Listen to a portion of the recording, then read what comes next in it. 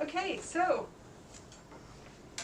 this system is called the Sirona Connect, or the Seric machine, or also known as the Omnicam, so it has multiple different names.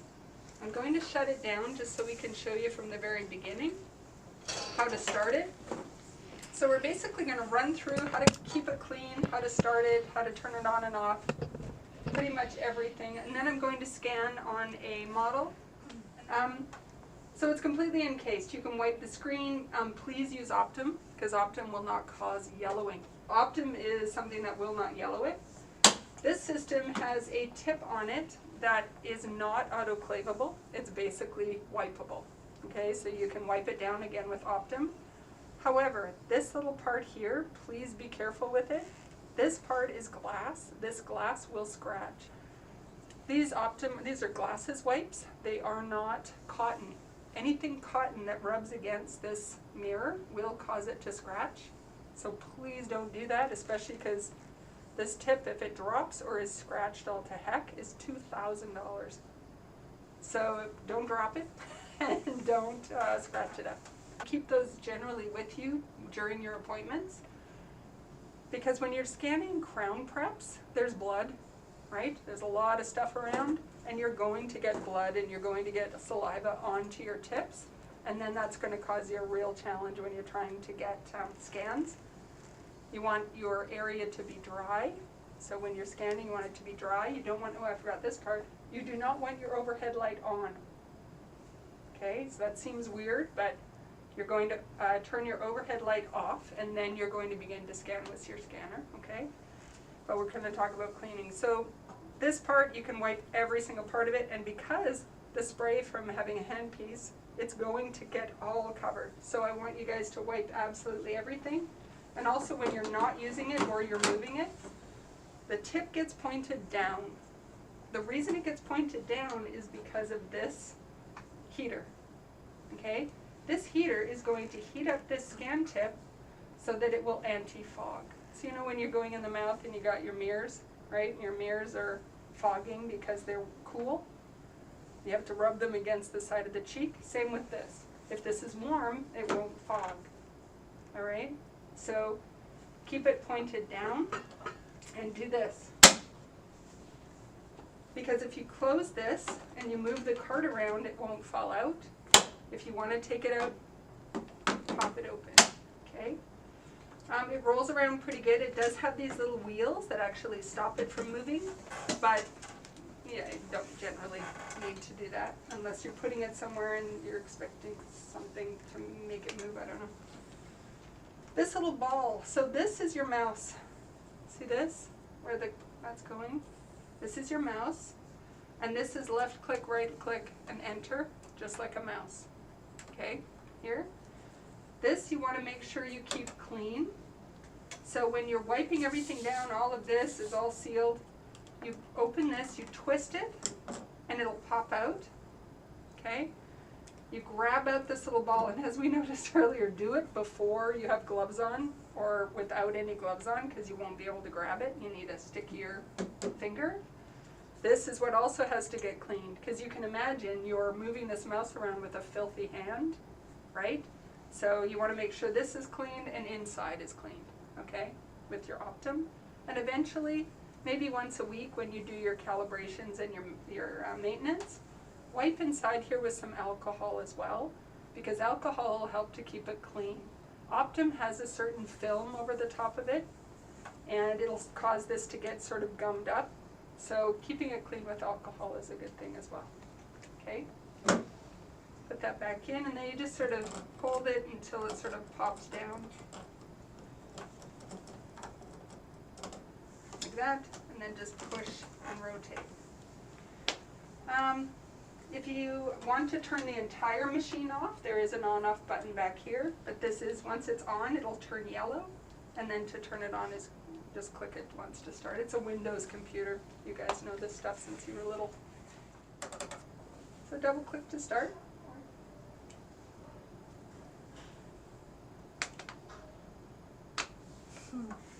It will not start to heat unless it's on. Okay. And this is the main page. we're going to go into the configuration. This is where we're going to teach you how to calibrate. So once a week, I'd like you guys to calibrate this. Usually on a Monday would be great if you guys are doing other stuff, maintenance stuff. You come in here, you open it, you go to this little arrow, and up here on the far right here, configuration, click, and here's your options. So don't worry about any of these. These are not things that you're really going to have to worry about unless I phone you up and say, hey, do an update or something like that. So you're going to click on Devices, Omnicam. Now here's where you can have different options and choices. So there's certain sounds that this can make as it gathers data. So some intraoral scanners want you to stare at the screen while you're scanning, so like the iTero. So it basically says, stare at the screen and then scan on your patient. Fine. This one has an audible clicking or an audible noise that says, look in the patient's mouth while you're scanning and listen for the audible noises to make sure that you're gathering data. Okay? So that's what this one's going to want you to do. So it's got different noises that'll tell you if you're gathering data or not. How's that one? Are we good with that?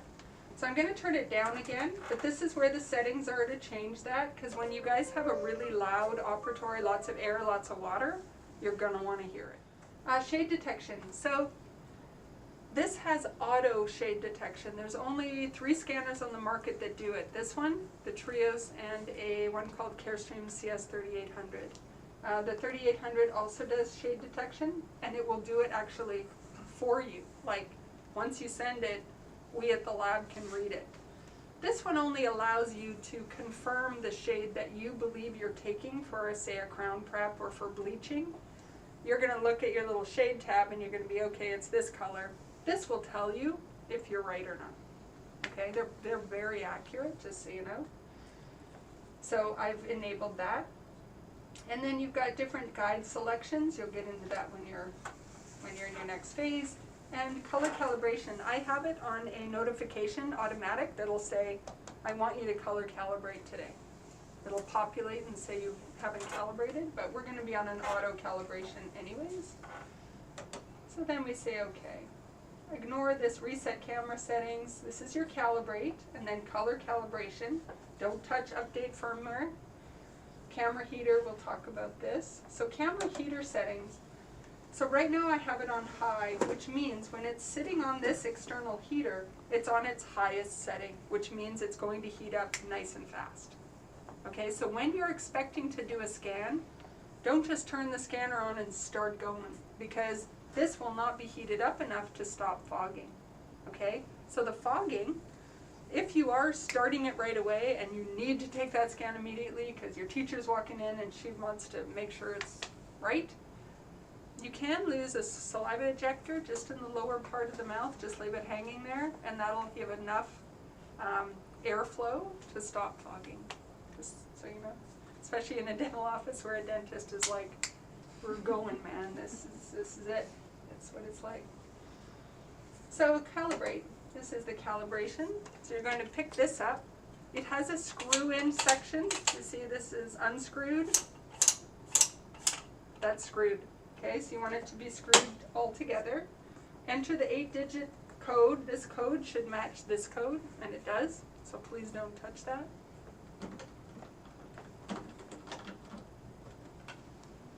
We're going to put it on there, which it's going to show you. Mount calibration set to the base of the set and screw in completely, which we just did. Okay, so this is unscrewed, this is screwed.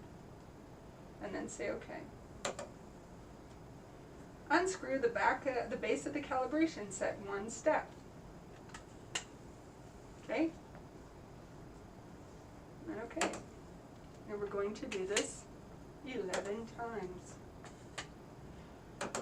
I remember going to a dental office where a dentist was trying this scanner out, and it wasn't me doing the demo, it was somebody else. And the guy's like, he had just flown this scanner in from Calgary. And he's like, you don't need to calibrate it, it's fine. I'm like, it just came off of a plane, and pretty much if you're going to carry this somewhere or bring any scanner to another location, calibrate it. Because what's happened is it's gotten jostled around. The insides of the scanner and the scan machine have been compromised. So it's good to calibrate it, especially if you're moving it anywhere. Insert the camera into the bottom. Okay, so now I'm going to take this and see how there's another slot here. I'm going to go like this, and then okay. Now it says calibration set no longer required, so I'm good to take this off. Calibrating camera 79%, and then we just wait for it to complete. So this is no different than any other quality assurance that we do here, whether it's testing our sterilizers or doing our step wedge once a week. Yeah, exactly. And dental offices, just so you know, there's a lot of maintenance, like a lot. This is just one part of a daily, weekly regimen. And that's the same out in the field. It happens all the time. Calibration successful, and then again, okay. Now we're going to do color calibration. So this allows us to take a shade. Okay, so color calibration, you open it. Please don't take it out of here and let it sit out in the sun or anything. It is extremely light sensitive. Okay, so we take this little thing, and it's got a little hole and it's flexible. So just push that in until it's all the way in. Okay? Now we're going to go color calibration. And it's telling you step by step. It's pretty, we're going to say okay. And that is what it should see. So if you don't see this whole part here and you only see half, it's probably not pushed in enough, okay? Color calibration successful, remove it, and then say okay. You're good to go. So that's pretty much the only maintenance it needs. And then to close it, we just come exit at the end here. And that's pretty much it. Now we're going to either search for a patient. So if we've already had, so if you are already creating your own files, so we've sort of agreed that, you know, put yourself in as a patient and then keep multiple scans under your name. So I'm going to show you how to search. So let's put in test, enter. Oops, not enter, sorry, yeah. So this is all of the patients that are test, and these are all of the cases. So patient, test, and then a preview of what was done, and also the case type. So this was a crown, and it was done with the Omnicam, and this was the date. You can open the file. You can come here, open the file. You can rename the case if you wanted to change this code. So this code is an automatic code that's given to the case. You can change that. You can export it to do things like implant planning and surgical guides. If you wanted to buy your own 3D printer, if your dentist wants you to do it, you would basically have to export the case, and you'd have to import it into a folder where you would be able to send it to a 3D printer. So this is what 3D printed models look like from an intraoral scan. And that's where you could export, but we'll also show you another place you can do that. This thing does do photos, and it will also do small videos as well. So from this, we can close this back up again. So now we're going to add a patient. So this is going to be you for the first time. So we're going to call this Manny 2.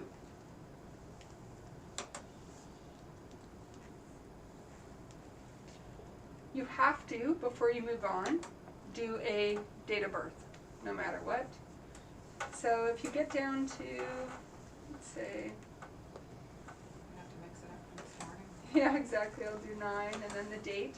So it has a little slider here if you needed to go down any further, okay?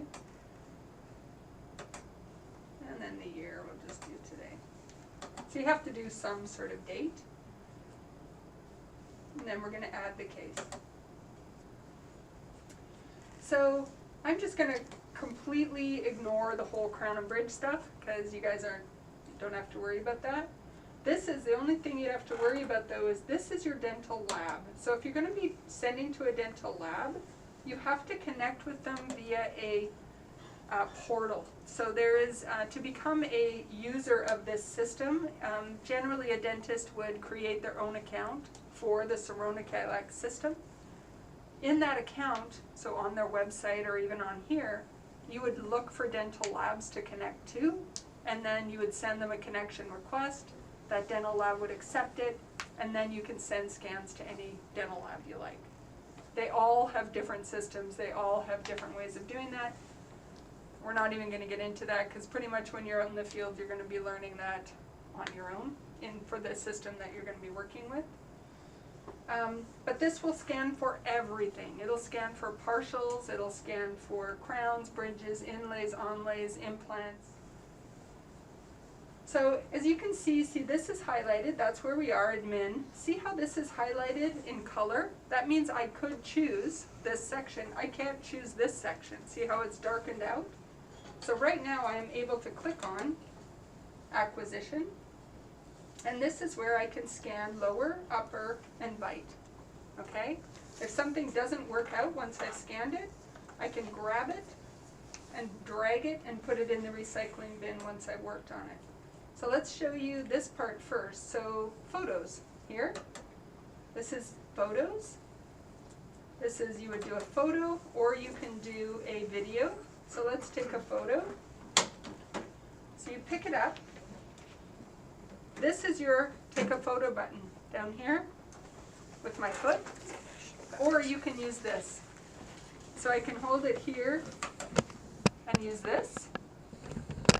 Or I can use my finger, my foot, and do this. Okay? So turning the scanner on or off is using your foot, or you can use this. So if I wanted to take a video, then I come to video, I go start.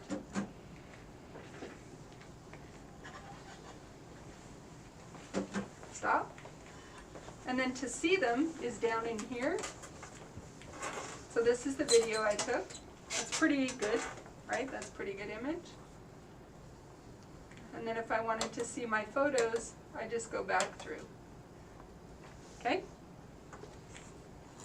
None of you are taking notes. I love this so much. Mm-hmm. Why do you think it would be useful to send a photo or video to the lab? Maybe Chris can answer that. Sure. As a lab person, why is it helpful? We're already sending you a scan. Why do you need a photo or a video? So say you have a patient and they have an anterior tooth and you're sending me a scan and you're up in Terrace, right? And you're not sending your patient to me in person.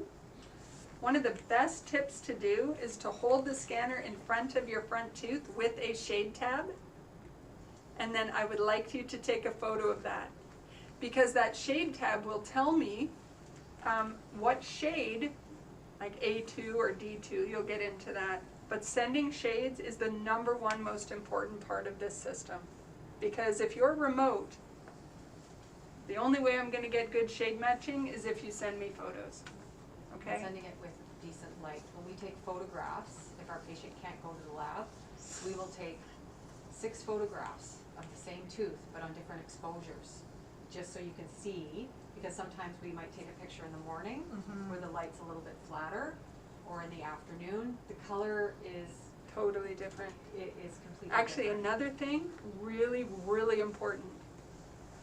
When you do a crown prep, right, and that tooth has been drying out for an hour and a half, and you forgot to take that shade, and you're going to be like, oh, I'll take a shade now.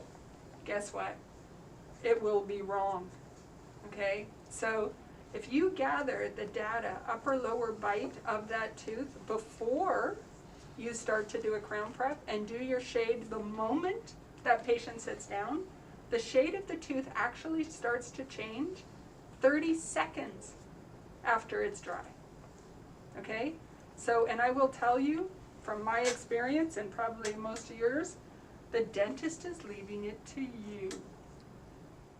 It's fun. I mean, it is, right? Yeah. Okay, so you've done your there. Now we're going to go to scan. It starts automatically on the lower. You can start on the lower if you want. I usually like to start on the upper, especially when you guys are new, because you're not dealing with lips or cheek or tongue or anything, you're just dealing with the lip, really. To scan, I'm gonna scan upper, lower, and a bite needle.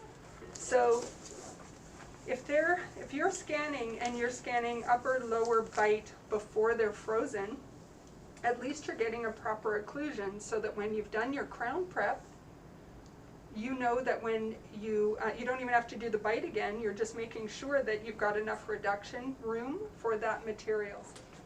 Okay, so everybody can see, kind of, you can? Okay. So, to get it, it's going to be closed like this. You're going to pop it out.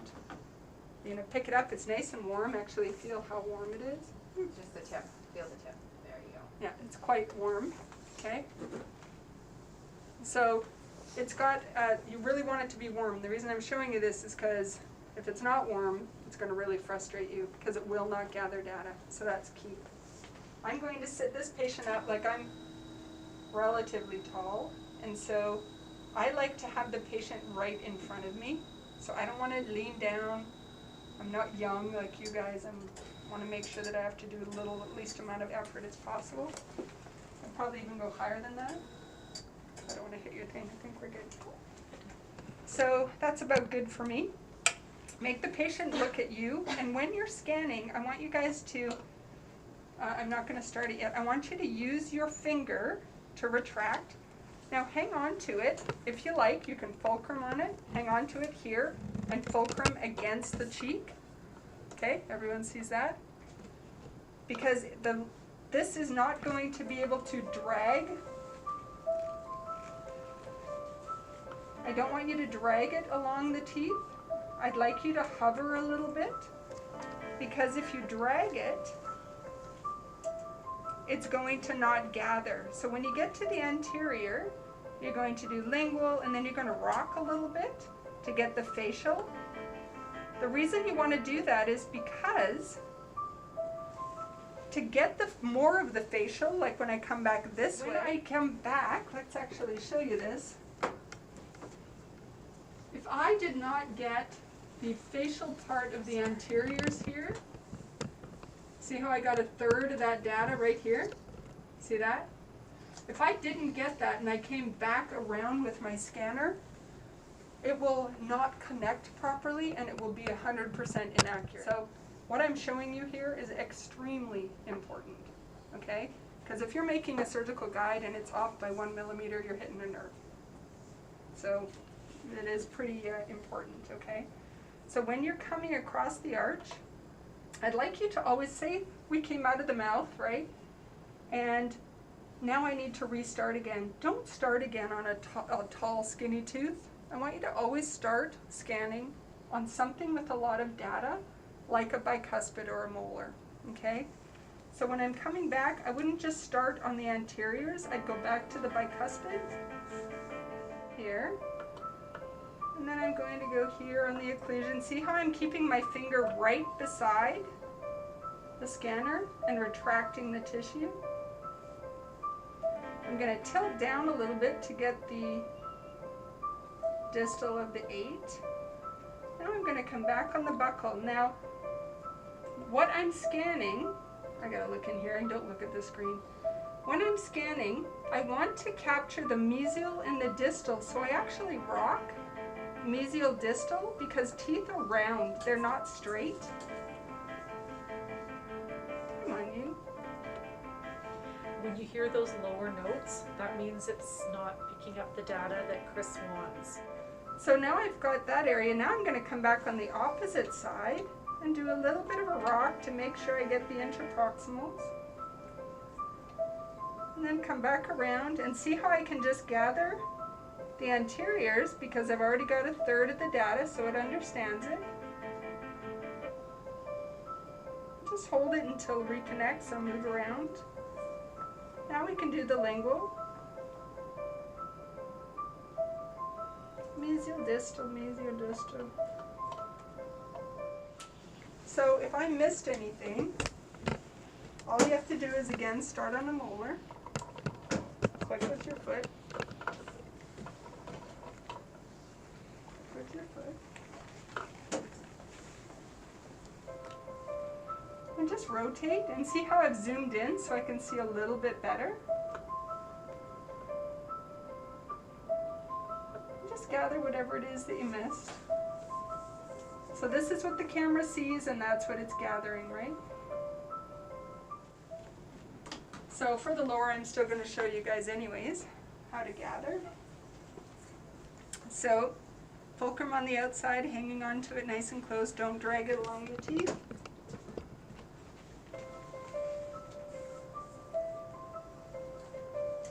Occlusal.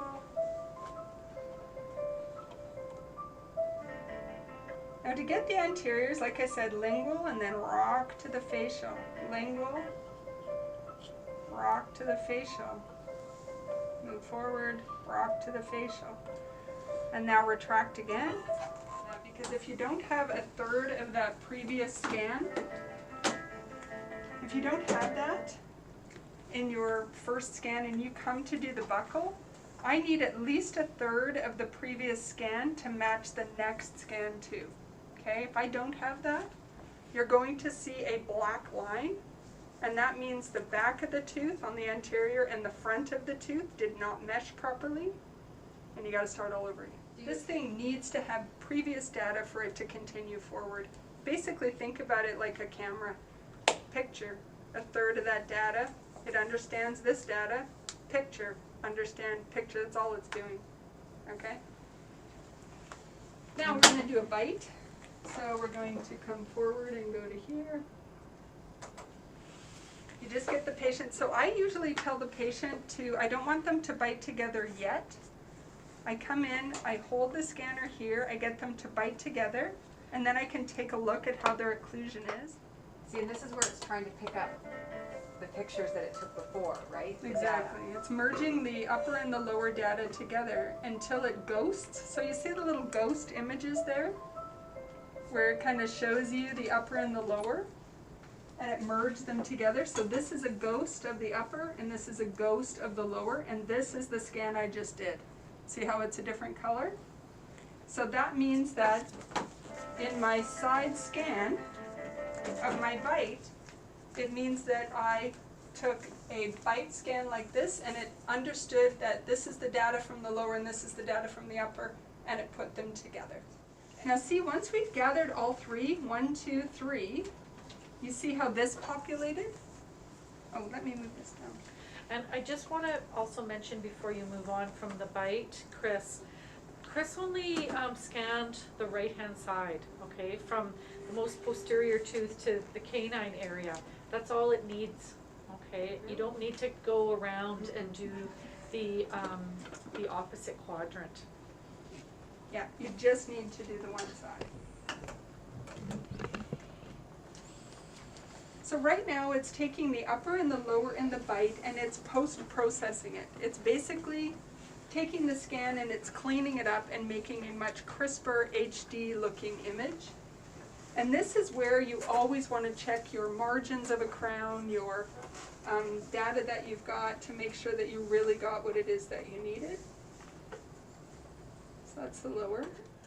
So that's not really missing. So what I do is I usually change it from color to no color, and then you can see a lot better the definition of the image. See how it's sort of a washed out, sort of a weird color? Like this is missing data here. This is missing data here.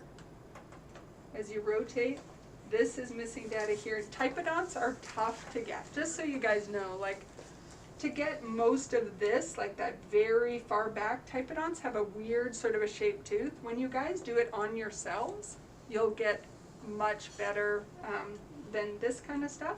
But this is missing data a tiny bit. And you really want to take a look at it in this screen. And then you can change it from color to no color. See how that it's sort of that stone model color? That's missing, okay?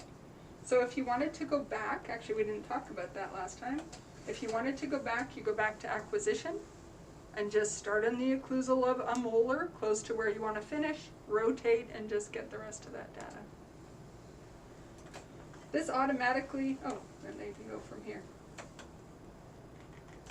So you have to unlock it, and then you can start scanning. So this is if you zoom in and zoom out, you can rotate and see. Also, we didn't talk about trimming. So if you get any lips or cheek or tongue, you can come here and there's a tool, and it's a cut tool. And the way that you cut is you rotate it to where you want to cut. So you rotate to where you see the image. You left click to start it 2 times. And then you kind of go around.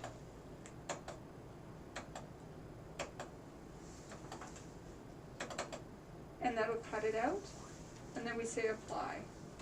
Now to get rid of it, we do this little door, minimize.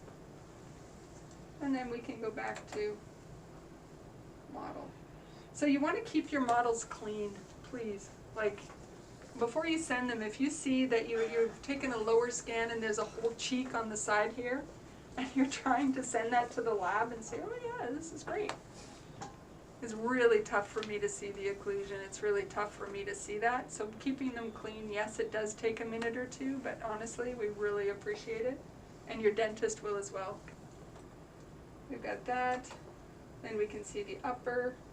Buccal bite registration is where you're going to check occlusion. So if your bite came together properly, this is going to be, and I'm going to be honest, 100% your responsibility. Your dentist will not do it. So make sure your bites are bright, okay? So make sure that when you scan on each other that you've got full contact all the way around, because if not, do it again. Go back to acquisition, delete, like grab your bite and put it into the recycling bin and just do it again, okay? If not, I will tell you, your lab will reject it and you gotta get the patient back again. Just like an impression. If your impression doesn't have the proper criteria, your lab's gonna go, we need more information, better information, correct information. Yeah, exactly. So for people who have like overbites, Yep. how it will work? Yeah, it'll still work. Yeah. So like my husband has a severe crossbite, so if he ever gets a crown and his bite comes together really crooked, make a note. Because if me as a lab, if all you're sending me is a quad scan, so just this part of the mouth, and the bite comes together like this, I'll probably phone you because I'll be like, this looks wrong. So in your notes, I would say, patient has severe overbite, patient has open bite in the posterior. If it's a weird occlusion, let me know, because otherwise I will reject it. If it's weird, do you have to scan more then of like the occlusion? Like instead of just doing like a little section, would you have to do like? Yeah, do at least the 7 or the 8th to the 3. Give me a lot of data. Don't go all the way around. Okay, don't give me like, because your scanner really should only have a half and a half. But give me a little bit more data. Like her scanner is the Trios. It has an option to do 2 bites, 1 on each side. Give me both. Okay? Yeah, it's really handy. It's very good to have. The analysis tools, like when we get into the prostho, I'll probably come back, and we're going to have very deep analysis of all of your scans, and you guys really have to understand what margins look like, what retracted margins look like. That's all really, really important, because they will be looking to you for that eventually, which is great. It's a great team effort going into oral with this kind of stuff. And that's it. And if you were a dental lab, you would then go to Connect and we would send it to the dental lab if you wanted it printed. You can also just come here and you can export the scans, and you would just put the patient name and you would change the file type to STL, and they can be put on a little USB, and then the USB can be brought to implant planning software. You can bring it to 3D print a model. You can export the actual models so that you could get something like this.